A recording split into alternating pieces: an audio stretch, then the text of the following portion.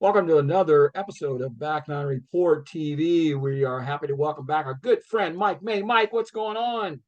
Oh, just living, breathing, talking, golf, and playing a little golf from time to time. You haven't been traveling much lately. You're going to get back out there on the LPGA for us? Yes, I'll be at the Canadian Open. After that, I'll be in Portland and then Cincinnati. So the next three domestic events. This week they're in Ireland. Cool. So I'm there in spirit. You didn't want to go. You didn't want to go to Europe, or yeah. Already got people over there, so I'm not needed this week. There you go.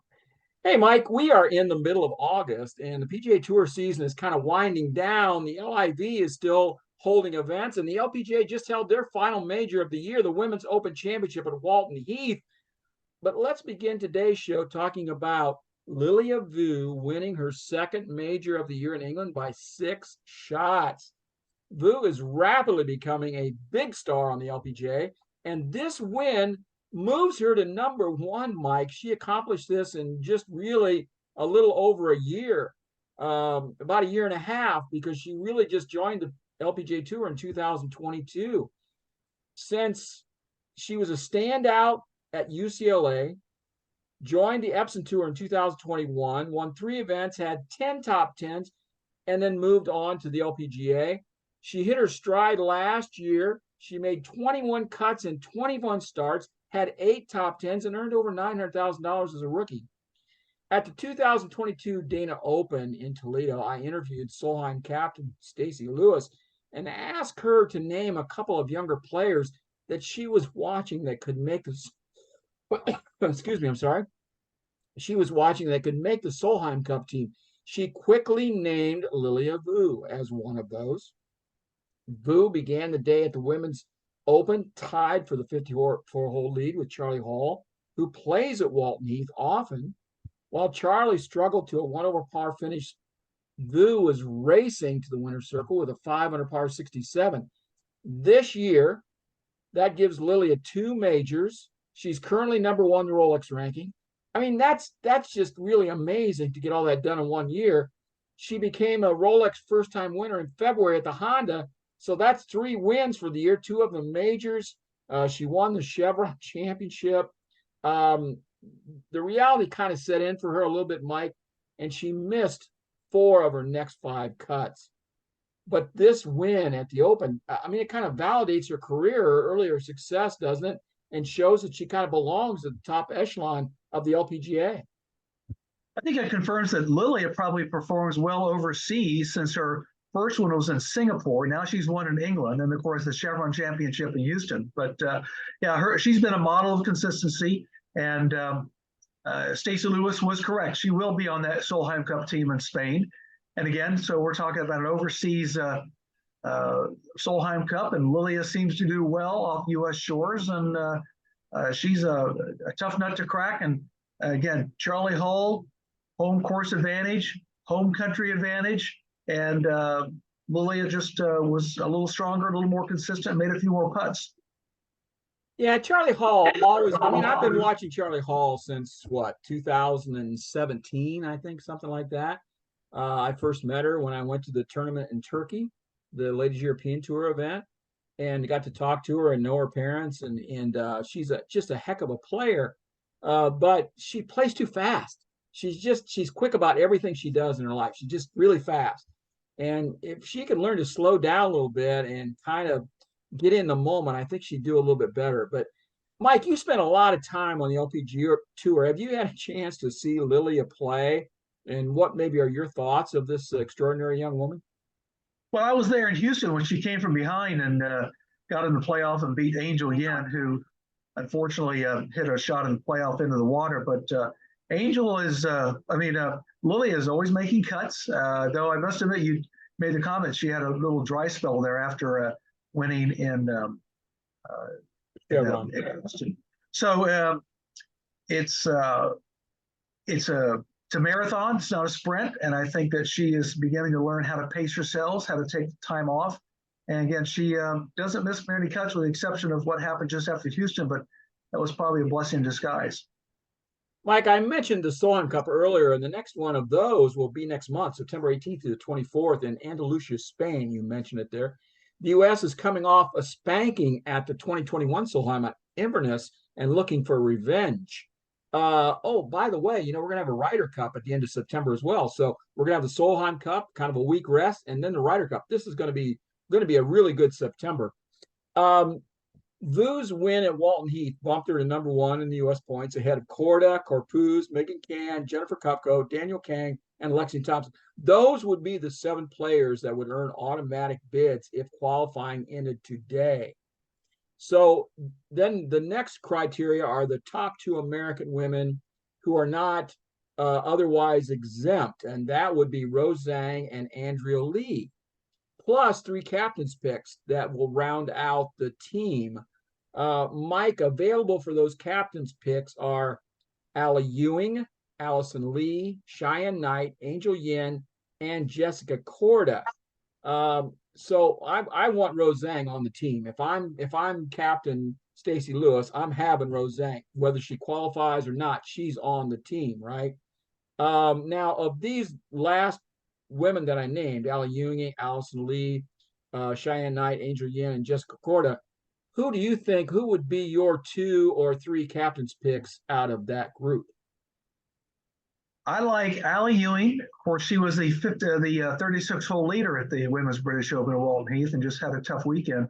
But I like Allie Ewing, and I also like Megan Kang, who has yet to win, but very consistent, has great attitude, and I think that she would blossom in a situation like that. Well, Megan's probably going to be on the team. She's I think at number 4 right now. Okay. So she's good. So I'll just jump in here. I think Jessica Korda is going to be on the team one way or another. I think Stacy will probably pick her. I also kind of like Allison Lee, who was right there, right at the Chevron. I think she finished runner up there. I think Allison Lee probably has maybe the edge of those, but I think Stacy will probably pick Jessica for sure. So there's really probably, in all honesty, maybe only one spot left open, and you're probably right. It's going to be Allie Ewing or Angel Yin. What do you think? I think I meant to say Angel Yin when I said Megan Kang. I'm not sure about Jessica Korda. We've not seen her out on tour for months. I think she has some injury issues. I'm not sure what it's related to, possibly her back. So I think she would be a worthy addition to the team, especially maybe playing with her sister. But I think it all comes down to health. If Jessica's not healthy, then it'll go to someone else. Of course, Cheyenne Knight and Elizabeth Zokel won the team event at the Dow in Michigan. So that was a good mojo situation that Stacy may seize upon. As for Lexi Thompson, right now she's in the team, but she's in that last spot. She has not had a very good 2023. Not made very many cuts. Missed the cut at the Women's British Open. Not sure if she's playing in Ireland this week. I think not, but I'd be surprised if we do not see her at the Canadian event in Vancouver. So she still has a few events to reconfirm her position, but so there's an element of uncertainty right now for Captain Lewis. Mike, let's talk a little bit about the PGA Tour. We just saw the first playoff event. There's only 3 playoff events this year, down from 4. They started with 70 players. Some big names were not in that group, but Justin Thomas among that, who did not make the playoffs this year because it's only 70 players. Lucas Glover went back to back, not bad for a 40-year-old guy who's kind of been around forever. Patrick Cantlay was tied for the lead at end of regulation, but dumped his drive into the water in the first playoff hole. Couldn't save par. Glover got the win. Cantlay is the only player in the top 5 that hasn't won this year. Mike, did you get to see any of the Memphis FedEx Classic there this weekend?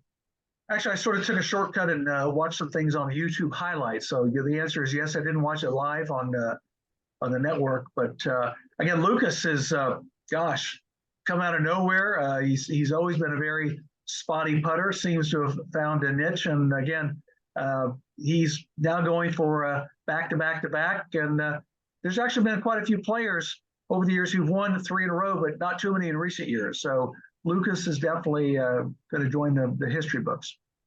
That just seems like almost an impossibility for me. I mean, he looked like he was running on fumes at the end of the tournament this week. It's hot there, and you could just see, I mean, he was sweating his butt off. A lot of pressure coming down there at the end. He's playing very well under pressure. Don't get me wrong, but man, he's 40 some years old. I just cannot see him maintaining this. The putting is what is amazing. He has increased his putting stats so well over the past 6 months, and he just exuded confidence with that putter. And so it just kind of bled back into everything. His chipping was good. His short iron game was outstanding. His driving was pretty good. He's always played a hook, and it's hard to control those hooks under pressure.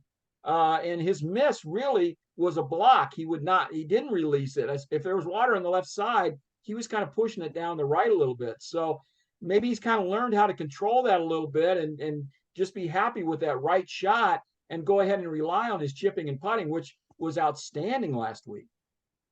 He's definitely hit a hot streak. He's gone from nothing to something, and I think you probably will make a point of this, but he's earned a spot on the Ryder Cup team, and we'll definitely see him in Italy in September. Absolutely. A couple other observations from Memphis this week. Tommy Fleetwood, oh my goodness, just continues to play well, but just can't seem to figure out how to putt on Sundays. He hit the ball well, really, tee to green, and just missed putt after putt after putt. First 3 or 4 holes, he missed like 4 putts inside 7 feet or something. I mean, it just, if you're going to win, you gotta make those, and he's got to figure that out. Spieth, still inconsistent. He's Jordan Spieth. He's going to do what he does. He hits it all over the lot, gets up there, grab the green, chips and putts like a maniac. His short game keeps him a factor, it seems like, every week now. Rory is still very good, but still making too many mistakes. Patrick Cantlay, I'll tell you, excuse me, I'm sorry, having a little problem here, Dave. Right. Patrick Cantlay, to me, Mike, looks like the guy that could easily win this FedEx Cup thing again. Okay. We've got Rory, who's already got 3 and looking for a 4th. Cantlay has 1. Patrick Cantlay looks very solid to me.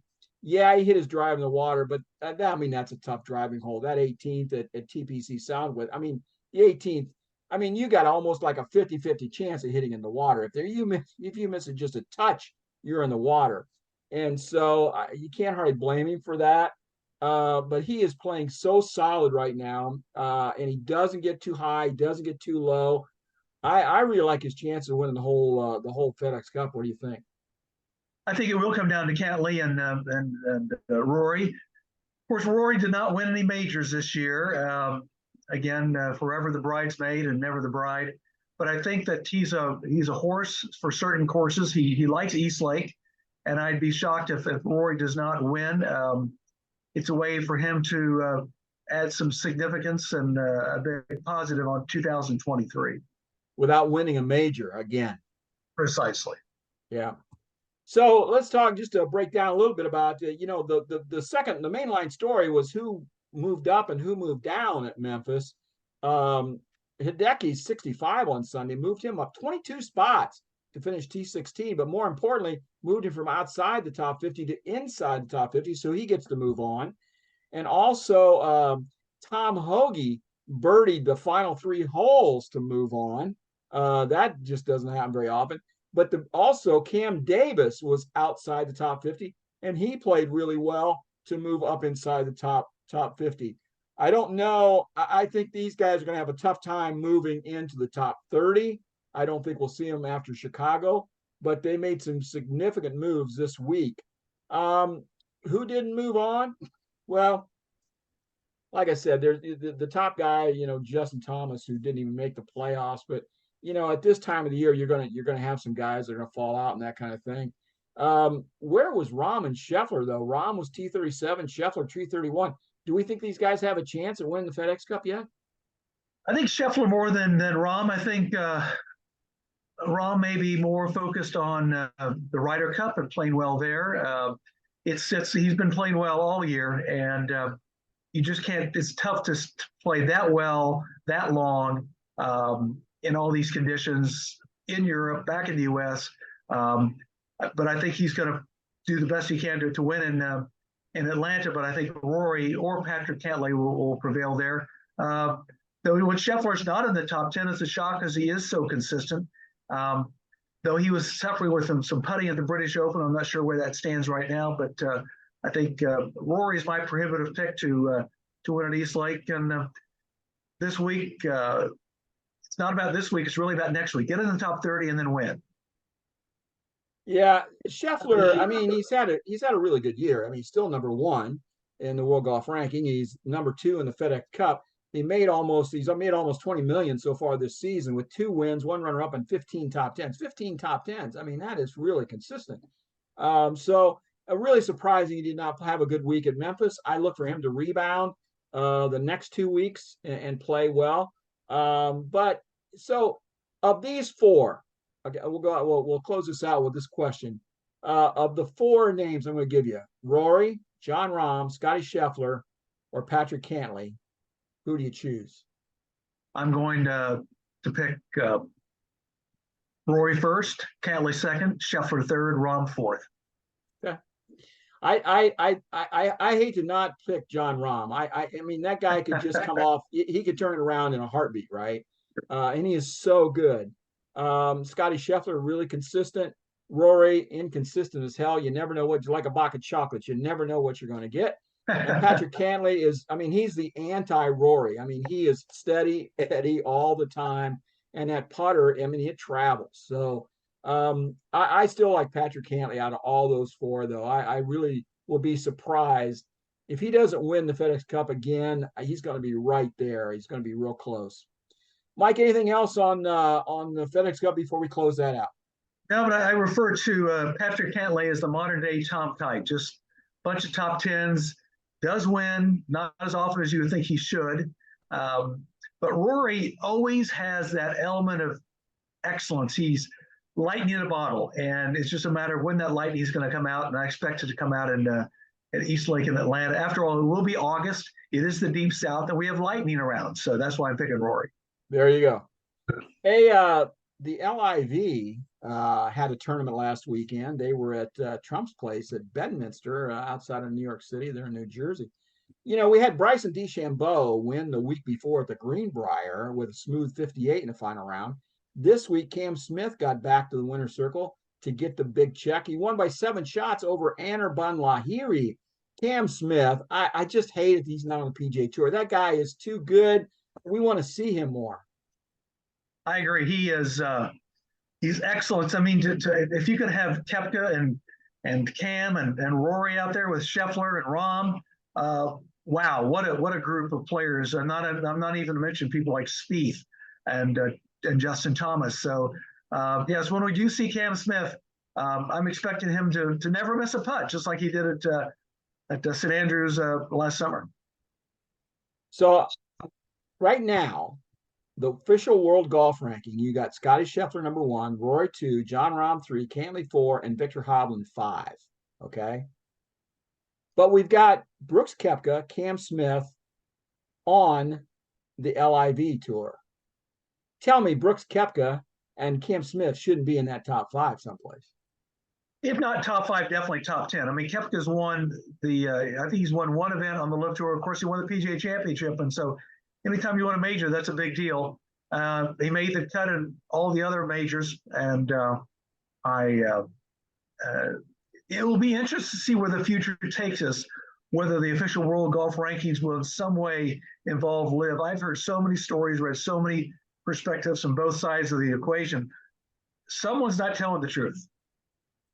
Yeah, I don't know why they're dragging us out so long on getting these rankings for these guys. You know, the LIV is here. It's, you know, I mean, it's a done deal now. They need to figure this out, how to include them in the world ranking. It's kind of stupid now that it's not happening really. So Mike, that kind of wraps up what I want to talk about the LPGA, about the PGA Tour, and about the LIV. Any other comments you want to go before we close out this segment? One final thought. I know that the rules on the official world golf rankings say 72 holes.